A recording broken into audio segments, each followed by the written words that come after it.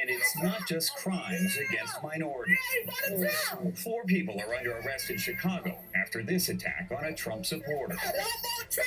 Tanisha and Brittany Covington were among 4 charged with kidnapping, taunting, and hitting an 18-year-old with special needs.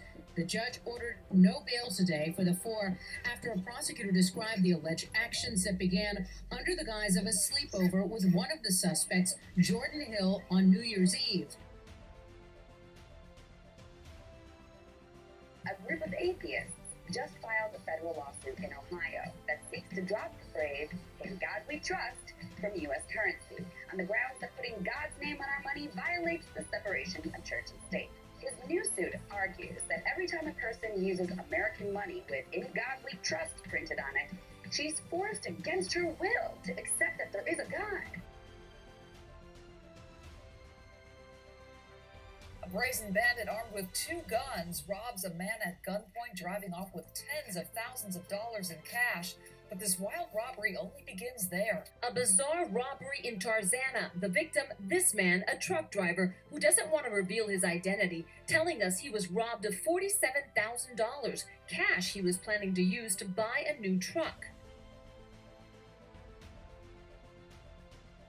Potentially deadly consequences of the Ashley Madison hack. Police say they are looking into whether users of the cheating website killed themselves after their names were leaked. Others are now filing lawsuits against the company.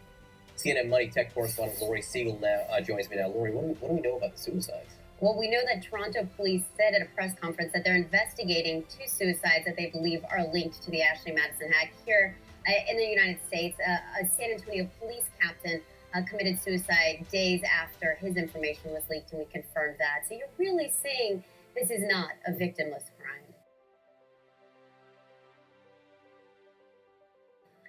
As you all know, Christmas Eve and into Christmas Day, we had a reprehensible amount of shootings and murders. Detectives are investigating 27 shooting incidents, 12 of which were fatal. We now know that the majority of these shootings and homicides were targeted attacks by gangs against potential rival gang members and groups who were at holiday gatherings. These were deliberate and planned shootings by one gang against another. They were targeted, knowing fully well that individuals would be at the homes of family and friends celebrating the holiday.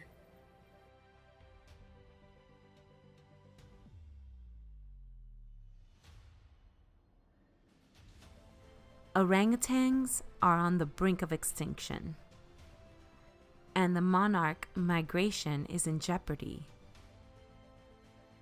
The general estimate is that about half of the life forms people are aware of have disappeared. Not the kinds, but the numbers of individuals.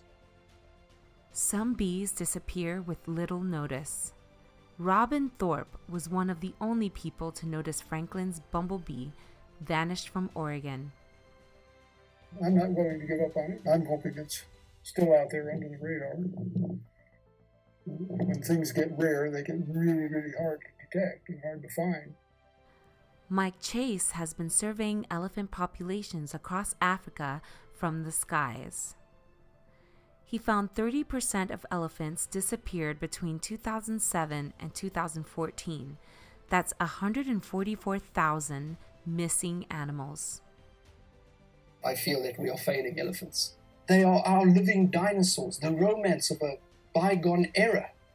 And if we can't conserve the African elephant, I'm fearful to think about the fate of the rest of Africa's wildlife.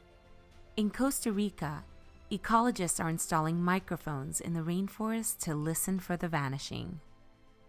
Listen to this recording from 2008.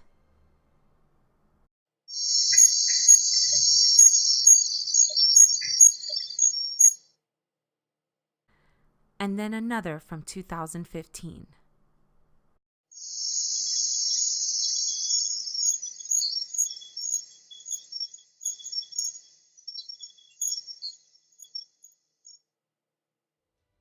I'm worried that these would potentially become acoustic fossils. In other words, the animals that are in these files are no longer alive.